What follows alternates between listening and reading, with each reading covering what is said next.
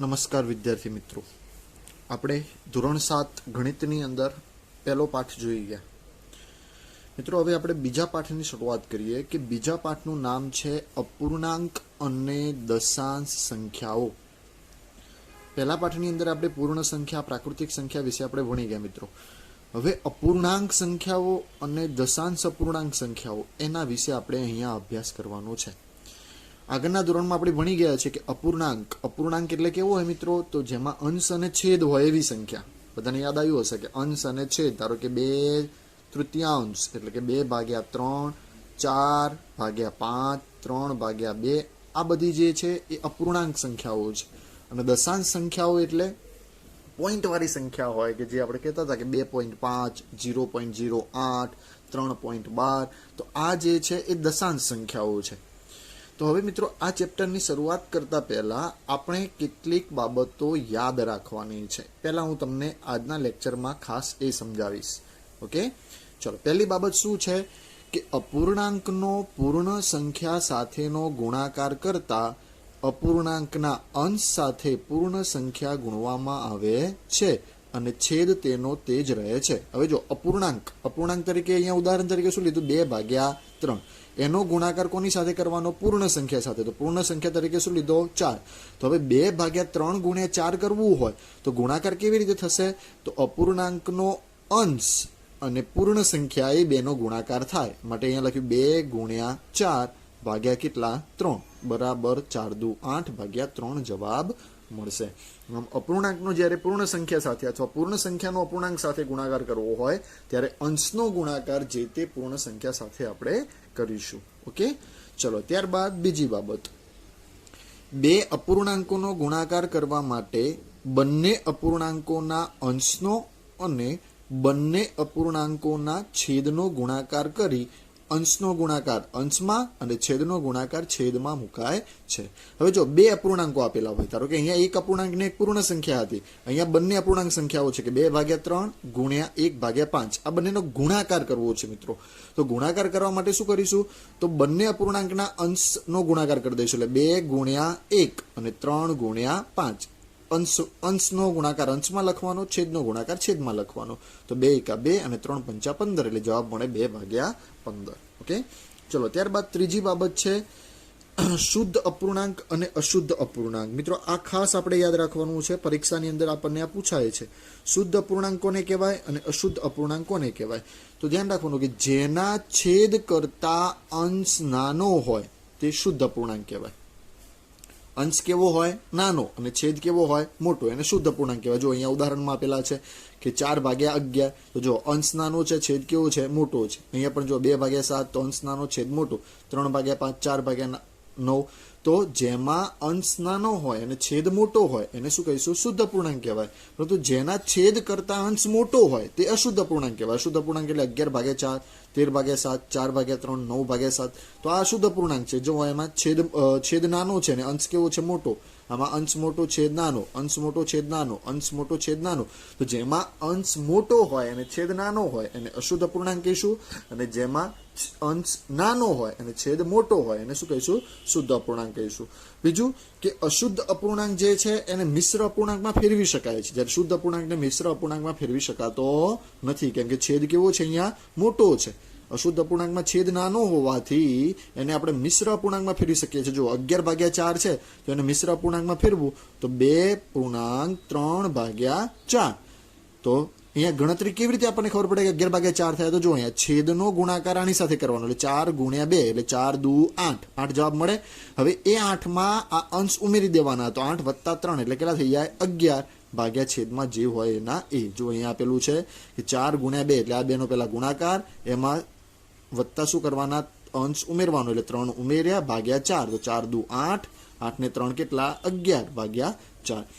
અશુદ્ધ અપૂર્ણાંકને આપણે મિશ્ર અપૂર્ણાંકમાં ફેરવી શકીએ છીએ. ઓકે, ચોથી બાબત યાદ રાખવાની કે બે શુદ્ધ અપૂર્ણાંકોનો ગુણાકાર તે બે અપૂર્ણાંકો કરતા નાનો હોય. હવે બે શુદ્ધ અપૂર્ણાંક એટલે આપણે હમણાં ભણી ગયા કે જેમાં અંશ નાનો, છેદ મોટો હોય તેવા બે અપૂર્ણાંક લીધા મેં. 4/11 અને 2/7. એનો ગુણાકાર કરીએ તો જવાબ કેટલો મળ્યો? 8/77. તો એ ગુણાકાર એ બે અપૂર્ણાંકો કરતા કેવો હોય? નાનો હોય. તો 8/77 જે છે એ 4/11 અને 2/7 કરતા કેવા છે? નાના છે. ઓકે, એ જ પ્રમાણે જો અહીંયા 4/11 ગ્રેટર દેન 8/77, એટલે કે આનો મતલબ એ થયો કે 4/11 એ 8/77 કરતા કેવો છે? મોટો છે. 2/7 પણ કેવા છે? મોટા છે. ઓકે, ચલો ત્યારબાદ પાંચમી બાબત, એક શુદ્ધ અને એક અશુદ્ધ અપૂર્ણાંકનો ગુણાકાર શુદ્ધ અપૂર્ણાંક કરતા મોટો અને અશુદ્ધ અપૂર્ણાંક કરતા નાનો હોય છે. હવે જો એક શુદ્ધ અપૂર્ણાંક તરીકે શું લીધું? 4/11 અને અશુદ્ધ અપૂર્ણાંક તરીકે 13/7. હવે એનો ગુણાકાર કરીએ તો 13 × 4 અને 11 × 7 થાય. તો 13 × 52/77. તો આ 52/77 જે છે અહીંયા જોઈ ગયા આપણે કે અપૂર્ણાંકોનો ગુણાકાર શુદ્ધ અપૂર્ણાંક કરતા મોટો, એટલે 4/11 કરતા 52/77 કેવા છે? મોટા છે. પરંતુ અશુદ્ધ અપૂર્ણાંક કરતા કેવા છે? નાના છે. એટલે 13/7 કરતા કેવા છે? નાના છે. ઓકે, એટલે આ બાબત ખાસ યાદ રાખવાની. છઠ્ઠી બાબત છે કે બે અશુદ્ધ અપૂર્ણાંકોનો ગુણાકાર બંને અશુદ્ધ અપૂર્ણાંક કરતા મોટો હોય. અશુદ્ધ અપૂર્ણાંક બે લીધા, 13/7 અને 10/6. ગુણાકાર કરે તો 130/42 મળે. તો 130/42 જે છે એ આ બંને કરતા કેવા છે?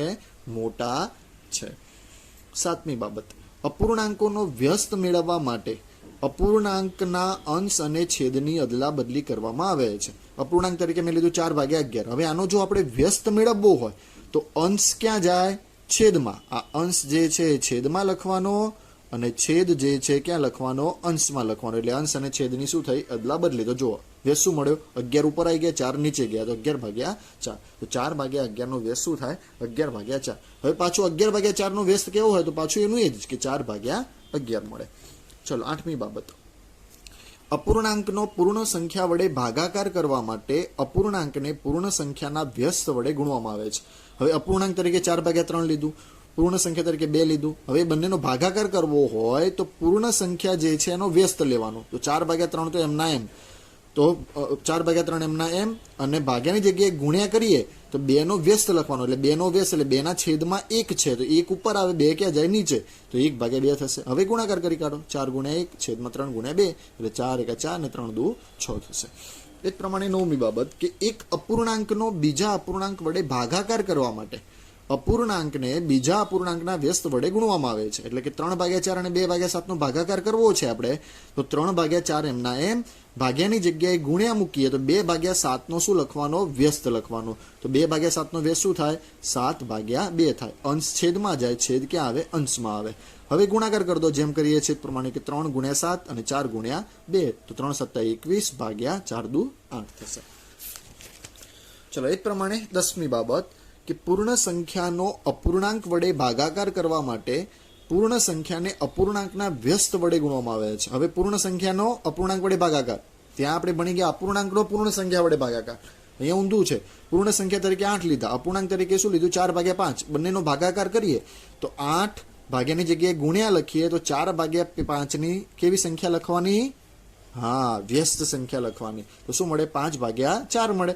તો હવે ગુણાકાર કરી દઈએ અંશનો અંશ સાથે, એટલે 8 × 5 છેદમાં 4 એમના એમ, 8 × 5 = 40/4. છેદ ઉડાડી દઈએ તો શું મળે? આપણને 10 મળે. એટલે કે 10 × 4 = 40 થાય.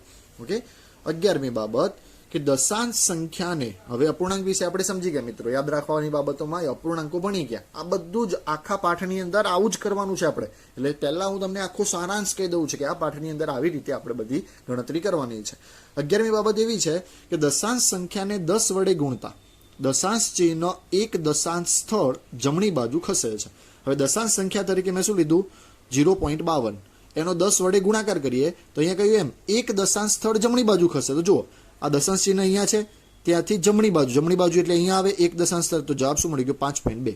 થઈ ગયું 5.2.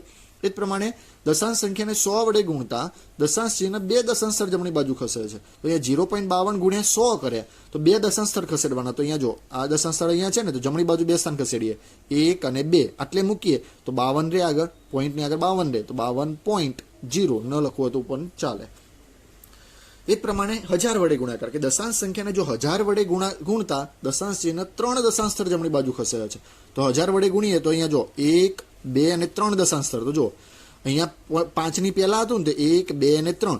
હવે 1, 2 અને ત્રીજા સ્થાન માટે નથી, માટે પાછળ શું મૂક્યું આપણે? અહીંયા 0 મૂક્યું. તો અહીંયા પોઈન્ટ અહીંયા હતો, તો 1, 2 અને 3 ત્રણ દશાંશ સ્થળ આપણે જમણી બાજુ ખસવાવું પડે. તો યાદ રાખવાનું, કોઈ પણ દશાંશ સંખ્યા હોય એને 10 વડે ગુણાકાર કરવાનો હોય તો એક દશાંશ સ્થળ જમણી બાજુ ખસવાનું, 100 વડે કરીએ તો 2 દશાંશ સ્થળ ખસવાનું, અને 1000 વડે કરીએ તો 3 દશાંશ સ્થળ આપણે જમણી બાજુ ખસવાનું છે. ઓકે, ચલો હવે ભાગાકાર, કે દશાંશ સંખ્યાને 10 વડે ભાગતા દશાંશ ચિહ્ન એક દશાંશ સ્થળ ડાબી બાજુ ખસે. જો ગુણાકાર હોય તો જમણી બાજુ ખસવાનું, અને ભાગાકાર હોય તો ડાબી બાજુ ખસવાનું. આ ખાસ યાદ રાખવાનું. તો જો 0.75 ભાગ્યા 10 કરવું છે, તો 0.75 ભાગ્યા 10 કરીએ તો આ પોઈન્ટ જે છે એને ડાબી બાજુ ખસેડવાનું, એટલે આ 0 ની આગળ આવી જાય. તો જો 0.75, 0 ની આગળ પોઈન્ટ મૂક્યો, પોઈન્ટની આગળ કંઈ નથી એટલે શું લગાવી દીધું? 0. તો જવાબ શું મળે? 0.075. એ જ પ્રમાણે 100 વડે ભાગીએ તો 2 દશાંશ સ્થળ ડાબી બાજુ ખસવાનું. તો જો અહીંયા 0.75 ભાગ્યા 100 છે, તો 0.75 અહીંયા હતો ને, તો 1 અને 2 દશાંશ સ્થળ ડાબી બાજુ ખસી ગયા. એ જ પ્રમાણે 1000 વડે ભાગીએ તો 3 દશાંશ સ્થળ, અહીંયા પોઈન્ટ હતો 0.75 ભાગ્યા 1000, એટલે 1, 2 અને 3 દશાંશ સ્થળ ખસી ગયા. તો જવાબ શું મળે? 0.00075. ઓકે, તો 16 બાબતો જે છે એ આ પાઠની અંદર આપણે વારંવાર બરાબર સમજી લઈશું, બરાબર એને યાદ રાખીશું, અને પછી જ આપણે સ્વાધ્યાયના દાખલા શીખીશું. ઓકે, ચલો હવે સ્વાધ્યાય આપણે જોઈએ. સ્વાધ્યાય 2.1. સ્વાધ્યાય 2.1 નો આપણે ઉકેલ મેળવવાનો છે. સંખ્યા પહેલી આપેલી છે કે 2 - 3 ભાગ્યા 5. હવે 2 - 3 ભાગ્યા 5 એટલે 2 એ પૂર્ણ સંખ્યા છે, અને 3 ભાગ્યા 5 એ શું છે? તો અપૂર્ણાંક સંખ્યા છે. ઓકે, તો પૂર્ણ સંખ્યા નો અપૂર્ણાંક સંખ્યા સાથે બાદબાકી કરવાની છે. તો સૌથી પહેલા અહીંયા કરીએ કે બરાબર. હવે 2 ના છેદમાં કંઈ નથી એટલે શું મૂકી દઈએ? 1 મૂકી દઈએ. -3 ભાગ્યા કેટલા? 5. હવે શું કરવાનું? તો છેદ અહીંયા બાદબાકી છે મિત્રો. જો ગુણાકાર હોય તો અંશનો અંશ સાથે છેદનો છેદ સાથે ગુણાકાર આપણે કરી શકીએ છીએ, પણ અહીંયા સરવાળો બાદબાકી હોય ત્યારે આપણે છેદનો લસા લેવો પડે. તો 1 અને 5 નો શું લેવાનો? લસા. તો અહીંયા લખું છું કે 1 અને 5 નો લસા લઈએ આપણે. 1 અને 5 નો લસા. ઓકે, તો 1 અને 5 આપણે છઠ્ઠા ધોરણમાં લસા લેતા શીખી ગયા. હવે ચલો, 1 તો આપણે એમને જ લખી દઈશું, પણ 5 કયા ઘડિયામાં આવે? તો 5 ના ઘડિયામાં જ આવે સીધા. તો 5 1 તો એમના એમ, 5 એકા 5. તો લસા કેટલો કહેવાય? 5 કહેવાય.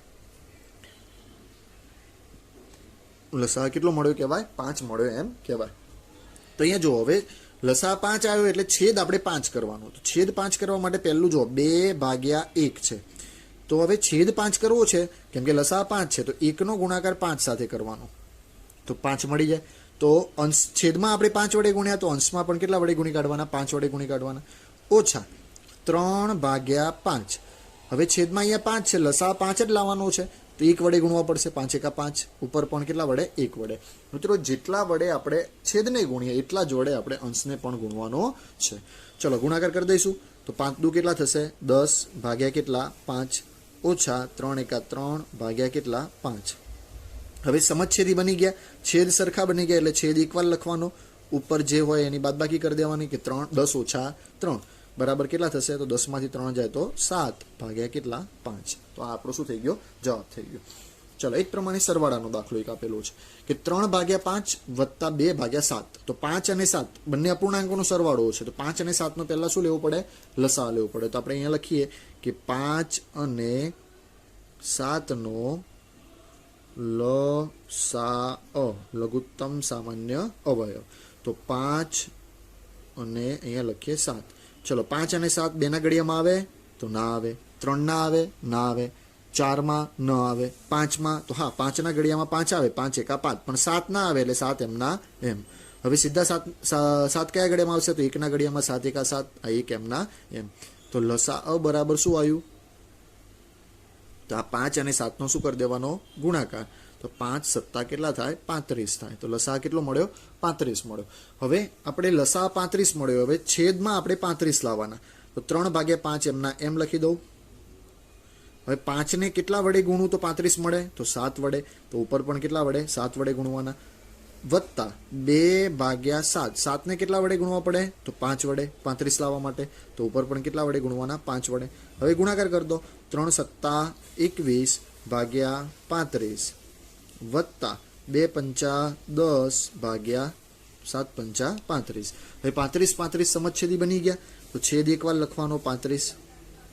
અને ઉપર નાનો સરવાળો કરી દેવાનો. 21 વત્તા 10, 21માં 10 ઉમેરીએ તો કેટલા થાય? 31 ભાગ્યા 35. આ આપણો જવાબ મળી ગયો. ઓકે, ચલો એ જ પ્રમાણે આપણે ત્રીજો દાખલો. હવે ત્રીજો દાખલો થોડોક કેવો આપેલો છે, પેલા કરતા અલગ છે. અહીંયા અપૂર્ણાંક હતો, જ્યારે ત્રીજા દાખલામાં શું છે? મિશ્ર અપૂર્ણાંક છે. તો પહેલા મિશ્ર અપૂર્ણાંકને અપૂર્ણાંકમાં ફેરવી કાઢવાના મિત્રો. અહીંયા જો હમણાં આપણે ભણી ગયા હતા કે આ 3 એટલે છેદનો આની સાથે શું કરવાનો? ગુણાકાર. તો 3 દુ 6, 6માં આ 2 શું કરવાના? ઉમેરવાના. તો 3 દુ 6 ને 2 8. તો શું મળશે? 8 ભાગ્યા 3 એમના એમ, વત્તા આ 2નો ગુણાકાર 3 દુ 6, 6માં 1 ઉમેરીએ તો 7 ભાગ્યા કેટલા? 2. ઓકે, હવે 3 અને 2 આયા, એનો શું લેવાનો? લસા લેવાનો. તો આપણે 3 અને 2 નો શું લઈ લઈએ? લસા લઈ લઈએ. ચલો અહીંયા લખીએ આપણે કે 3 અને 2 નો લસા. તો 3 અને 2. ચલો સૌથી પહેલા 2 નો ઘડિયો, 2 ના ઘડિયામાં 3 આવે તો ના આવે, પણ 2 આવે તો 2 એકા 2, 3 નો આવે એટલે 3 એમના એમ. હવે 3 લેવાના. તો 3 ના ઘડિયામાં 3 આવે, 3 એકા 3 1. તો લસા કેટલો આવ્યો કે ભાઈ? તો ગુણાકાર કરી દો. ચલો આપણે બધાને લસા 2 ગુણ્યા 3 બરાબર કેટલા થાય? 6 થાય. ચલો હવે આ દાખલો ગણીએ કે લસા 6 આવ્યો એટલે છેદ આપણે 6 છેદમાં 6 લાવવાના થાય. તો બરાબર શું લખીએ? તો 8 ભાગ્યા 3. હવે 3 ને કેટલા વડે ગુણું તો 6 આવે? તો 2 વડે. તો ઉપર પણ કેટલા વડે ગુણવાના? 2 વડે. વત્તા 7 ભાગ્યા 2. 2 ને કેટલા વડે ગુણું તો 6 આવે? તો 3 વડે. તો ઉપર પણ કેટલા વડે? 3 વડે. ગુણાકાર કરી દઈએ તો 8 દુ 16 ભાગ્યા 6 વત્તા 7 તરી 21 ભાગ્યા 6. હવે સમછેદી બની ગયા તો 6 એક વાર લખવાના, ઉપરનાનો સરવાળો કે 16 વત્તા 21. 16 વત્તા 21 કરીએ તો જવાબ કેટલો મળશે? 37 ભાગ્યા કેટલા? 6 મળશે. સમજણ પડી કે ના પડી? તો ચલો આ જ પ્રમાણે તમારે ચોથો, પાંચમો, છઠ્ઠો ને સાતમો આ 4 થી 7 દાખલા જાતે ગણવાના છે. આવડે કે ના આવડે? જો અહીંયા પહેલો હતો એ જ પ્રમાણે ગણવાનું, પણ બાદ બાકી હતું અહીંયા સરવાળો કરવાનો છે. ઓકે, આમાં 3 રકમ આપેલી છે એટલે ત્રણેયનો લસા આપણે લેવાનો. આ મિશ્ર અપૂર્ણાંક છે ને અપૂર્ણાંકમાં આપણે ફેરવવાના છે. ચલો સરસ. હવે બધાને આપણે બધા દાખલાની પ્રેક્ટિસ કરીશું. મિત્રો આવા દાખલા જ્યારે આપણને ચોપડીમાં આપેલા છે તો ચોપડીના દાખલાની પણ આપણે પ્રેક્ટિસ કરવાની છે. ઓકે, ચલો દાખલા નંબર 2. નીચેનાને ઉતરતા ક્રમમાં ગોઠવો. એક દાખલો હું અહીંયા ગણાવું છું, બીજો દાખલો તમારે જાતે ગણવાનો છે. ઓકે, તો નીચેનાને ઉતરતા ક્રમમાં આપણે ગોઠવવા છે તો એના માટે શું કરીશું? તો 3 રકમ આપણને આપેલી છે, 2/9, 2/3 અને 8/21. તો ચલો બોલો મિત્રો શું કરીશું? સૌથી પહેલા થોડુંક વિચારો તો. વિચાર્યું? હા, બધાએ વિચાર્યું હશે કે અહીંયા છેદ સરખા છે ને. જો અહીંયા 9, 3 ને 21 છેદ સરખા નથી એટલે શું થશે કે આપણને ખબર નહીં પડે કે આમાં સંખ્યા કઈ મોટી કઈ નાની છે. એના માટે ભાગાકાર કરવો પડે કે 2 ને 9 વડે ભાગવાના, 2 ને 3 વડે ભાગવાના, 8 ને 21 વડે ભાગીએ ત્યારે ખબર પડે કે ઉત્તરતા ક્રમમાં આપણે ગોઠવી શકીએ કઈ સંખ્યા નાની છે અને કઈ સંખ્યા મોટી છે. પણ એ આખી લાંબી પ્રક્રિયા થશે, પણ એને આપણે ટૂંકમાં લખવી હોય. ટૂંકમાં આપણે એને નક્કી કરી દેવું હોય કે આમાંથી કયું નાનું છે અને કયું મોટું છે તો શું કરવું પડે? છેદ સરખા કરી દેવા પડે. તો છેદ સરખા કરવા માટે આપણે શું કરવું પડે? તો હમણાં આગળના જોઈ ગયા કે સમછેદી બનાવવા માટે આપણે શું લેતા હતા? લસા લેતા હતા. તો અહીંયા પણ શું લેવું પડે?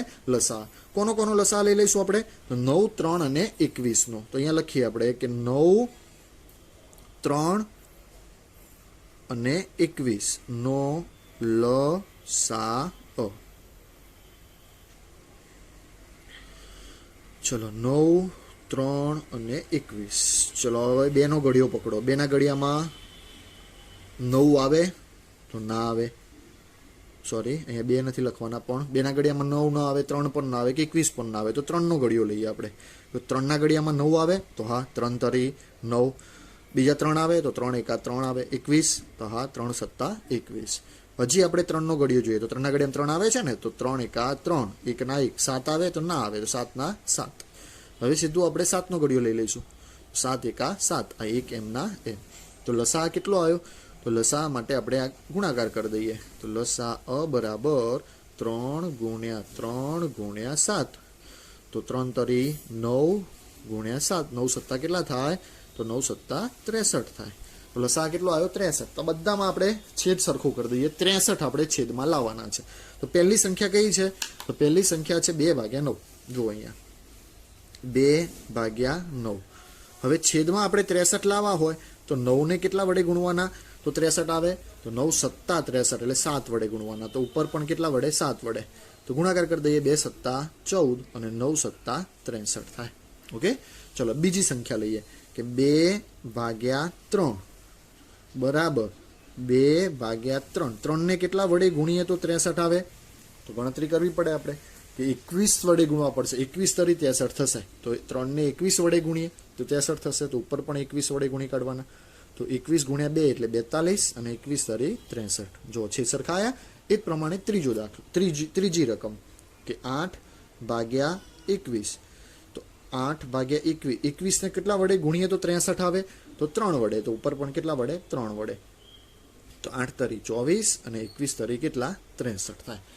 ચલો હવે આને આપણે, આ જે સંખ્યાઓ મળી એને આપણે ઉતરતા ક્રમમાં, હવે ઉતરતો ક્રમ એટલે પહેલા સૌથી મોટી, પછી સૌથી એનાથી નાની, પછી સૌથી નાની આવશે, એવું આપણે ગોઠવવું પડે ઉતરતા ક્રમમાં. તો અહીંયા જો 63 સરખા છે, તો આમાં આપણે અંશ જોવાનો કે 14, 42 અને 24 એમાંથી કઈ સંખ્યા સૌથી મોટી છે?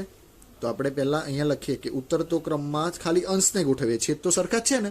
તો 42 સૌથી મોટી છે, તો પહેલા 42, પછી કઈ લઈશું?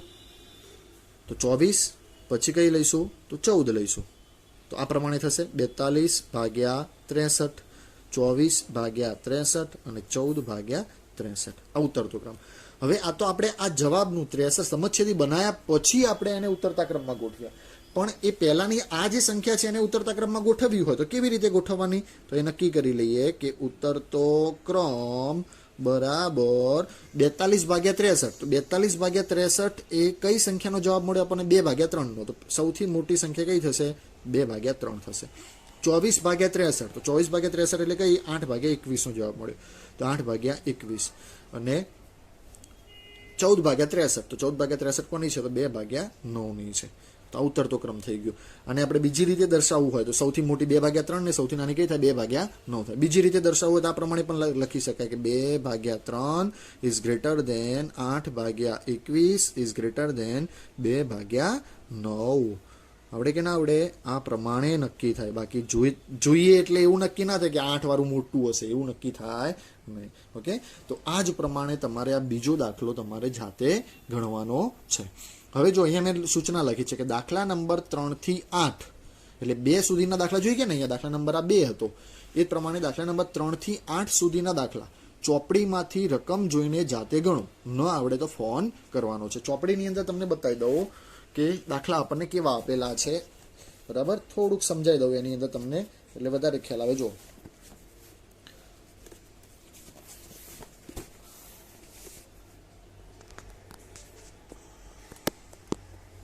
એ જો 2 દાખલા આપણે, દાખલા નંબર 1 અને દાખલા નંબર 2 આ આપણે જોઈ ગયા.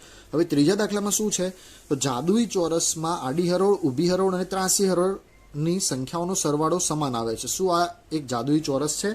તો આમાં સૌથી પહેલા આપણે આડી હરોળ, ઊભી હરોળ અને ત્રાસી હરોળ બધાનો સરવાળો કરવાનો. બધામાં જવાબ સરખો મળે તો જાદુઈ ચોરસ છે. કેવી રીતે? જો સૌથી પહેલા આપણે આડી લાઈન એટલે 1 2 3 આ આડી લાઈન એટલે પહેલો સરવાળો આ થશે, એક સરવાળો આ થશે, પછી આ બીજી આડી લાઈન એનો સરવાળો કરવાનો, ત્રીજી આડી લાઈન એનો સરવાળો કરવાનો.